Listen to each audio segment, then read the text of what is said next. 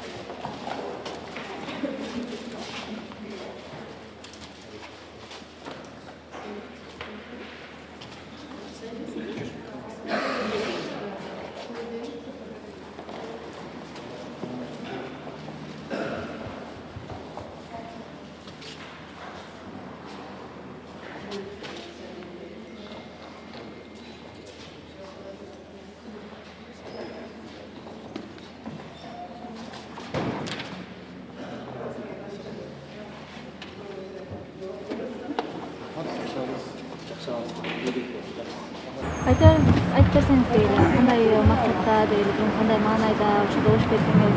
Кандай максатта болот эле? Кыргызстанды жаңылануу максатында көптөгөн миллиондогон элдер кандай маанайда добуш берип атса, ошондой маанайда добуш бердик. Кудай буюрса, берекесин берсин добуштар. Казакым Кемсанбаевич, буга чейин шайлоодо таза жеңишке жетем деген ишенимде болмосуз. Азыр кандай болуп атат? Ишеним Билесиздер, 3 жолку шайлоодо биз колубузга кармап турган жеңишти алдырганыбызды билесиздер. Мен дайым тынчтыкка, мыйзамдуулукка чакырып келгенмин. Мунусунда эл эмнени талап кылса ошого даярбыз. Эл дагы тажап бүттү да ушундай баягы мыйзамсыздыктан, баары бир биздин айткан болбойт экен дегенден. Ошондуктан үмүт отун жандыруу максатында эл кандай талап кылса, элдин талабын аткарганга даярбыз. Ошол шайлоо кандай өтөт деп ойлойсуз? Таза өтөт деп ишенесизби? Таза өтөт деп. Акча берди, же болбосо лимиттер кысым болот деп айтып жүрөт. Берип атат. Акчаны берип атат. Бир канча мындай бир далилдерди бүгүнкү күндө жазып алган, азыркы саатка чейин жазып алгандары бар. Буюрса, күндүн жүрүшүндө биз алардын баарын жыйнап отурабыз. Таза өтүп аткан жок, башынан эле таза эмес башталган. Мамлекеттин башчысымын деген киши менен өкмөттүн башчысымын деген киши жел тамандай болуп чуркап жүрүп атканы Кыргызстанда. Бул абдан жакшы эмес көрүнүш, бул өтө уят көрүнүш. Бул туура таза шайлоонун өтүшүнө болбойт деген бир далил. Бир карасаң бир жерде, бир карасаң бир жерде болуп эле жанакы Рүстөм жөнүндө дастан деген кино бар эле илгери. Андамын, мындамын, бармын, жокмун деген. Ошол тулат сыяктуу болуп экөө чуркап жүргөнү бул өтө уят маселе. Эгерде шайлоо таза өтпөй өткөндөгү мурункудай болуп эле таза өтпөй кала турган болсо, кандай кадамдар аласыздар? Эл эмнени талап кылса ошол кадамды толугу менен аткарууга даярбыз. Менимче эл тажап бүттү. Эл жаңыланууну каалап атат, өзгөрүүнү каалап атат. Эгерде элдин талабын дагы да басмырлап коебуз, 2010-догудай, 2015-тегидей кылып десе, терең жаңылышат. Бүгүнкү күндө саясатчыларыбыз элдин өзү өзгөрүүгө даяр болуп калганы көрүнүп турат, аны сиздер да байкап турсаңыздар болот. Казакым Кемсанбаевич, экинчи турда болуш мүмкүн болуп турат азыр. Мүмкүн эмес, экинчи турсуз шайлоо бүтпөйт.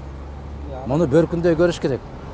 3% баркы менен чыккан Жээнбеков кантип эле бүгүнкү күндө ушул заматта 25 күндө 50ден ашып кетсин. Экинчи тур болот.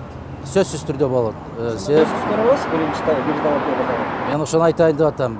Башка маселе мен ким менен калам, буюрса, Кудай кааласа. Эмне дейсиз? Дейли утушка жетишим деген ишенимиңиз кандай? Ишеним болбосо шайлоого чыгыштын кажети жок. Анан реалдуу болуш керек. Таптакыр жанакы 3% кадыр баркы менен Жээнбеков деле чыгып атпайбы? Аны мен айткан жокмун да, Атамбаев айтты да, туура 3% эле башында. Азыр эми соңку 25 күндүн ичинде биз аны 40%га чыгарып койдук деп. Эми калем менен чыгарсаң чыгара бересиң, бирок элдин көкүрөгүнүн орун табыш бул башка маселе. Сиздин прогноз боюнча экинчи турга кимдер чыкпакчы? Менимче ушу экөөнүн бирөөнү чыгарат. Экинчи турга көрөбүз кимиси калат.